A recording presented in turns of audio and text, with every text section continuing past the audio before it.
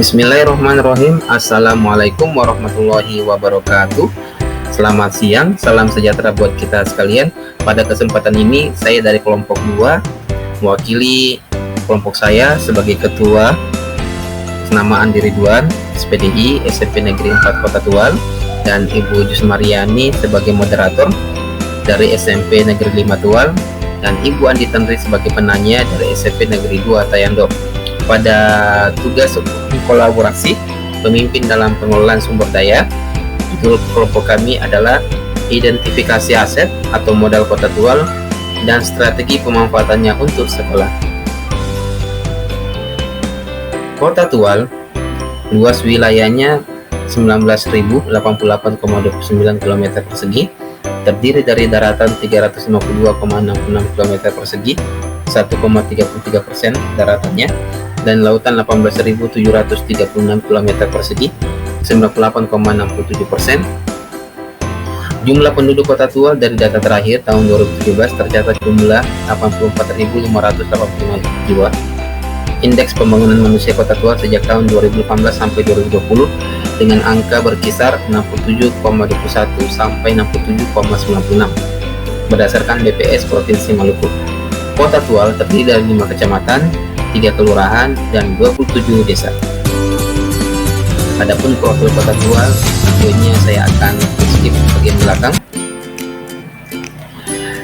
Identifikasi aset atau modal Kota Tual. Yang pertama, aset atau modal manusia. Di Kota Tual, sumber daya manusia sangat berkualitas. Beragam profesi seperti TNI, Polri, ASN, pengusaha, pedagang, petani, nelayan, ada yang sebagai pejabat, anggota dewan, dan lain-lain. Sumber daya manusia yang bergerak di bidang kesenian seperti seni tari, seni musik, dan lain-lain.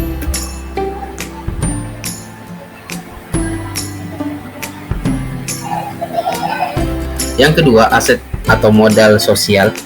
Aset atau modal sosial berkaitan dengan norma dan aturan yang mengikat warga masyarakat, organisasi, dan asosiasi. Asosiasi dan organisasi kemasyarakatan di Kota Tual seperti organisasi keagamaan, LSM, AKSS, Paguyuban Jawa, dan lain-lain. 3. Aset atau modal fisik.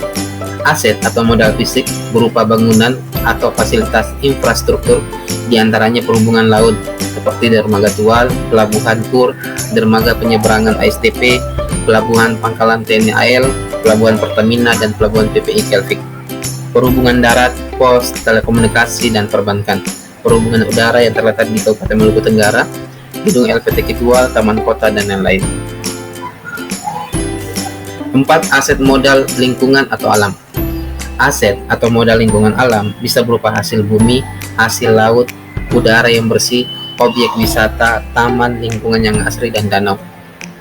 Ini ada contoh wisata di Pulau Bayir dan produk lokal. Yang kelima, aset atau modal finansial.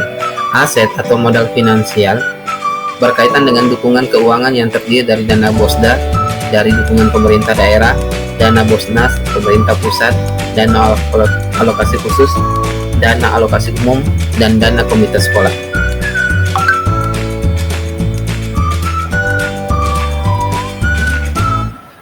Keenam, aset atau modal politik. Aset atau modal politik berhubungan dengan regulasi atau kebijakan pemerintah daerah dan kebijakan Dinas Pendidikan dan Kebudayaan Kota Tual. 7. Aset atau modal agama dan budaya. Keberagaman agama dan budaya Kota Tual memperkaya aset atau modal Kota Tual dalam pengembangan sumber daya untuk sekolah, seperti keberagaman agama yang terdiri dari agama Islam, Kristen, Katolik, Protestan, Hindu, dan Buddha.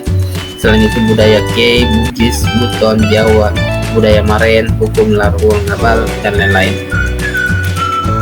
Adapun strategi pemanfaatan aset atau modal Kota Tual untuk sekolah. Yang pertama, sekolah dapat menyusun program untuk pengembangan kebutuhan murid berdasarkan sumber daya manusia yang ada di Kota Tual dengan melakukan kolaborasi berdasarkan profesi dan bidang masing-masing.